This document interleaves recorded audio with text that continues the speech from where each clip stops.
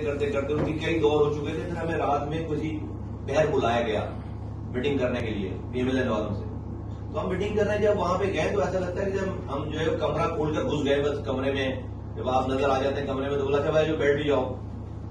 तो कोई मूड नहीं था हमसे मीटिंग करने का। वो तो सेक ऑफ जो है वो एक वहां में हमने इंगेज कर लिया है, इस हवाले से मीटिंग हुई। और उस 15 मिनट उस 40-45 मिनट की मीटिंग हुई हमारी।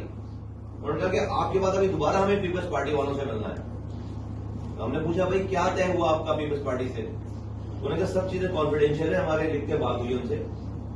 दो चीजें आपको बता देते हैं कॉन्फिडेंशियल होने के बावजूद। एक वो ये कह रहे हैं कि आपका मैंडेट 100% जाली है, हमारा सबका 60% होगा, 50% होगा। हमारा पीपल्स पार्टी कह रही है, पीएमएलएन कह रही है कि पीपल्स पार्टी कह रही है कि हमारा 100% मैंडेट जाली। कॉन्फिडेंशियल में सारी बातें नहीं बताई, ये वाली बात बताई हमें कि हमारा 100% मैंडेट जाली है।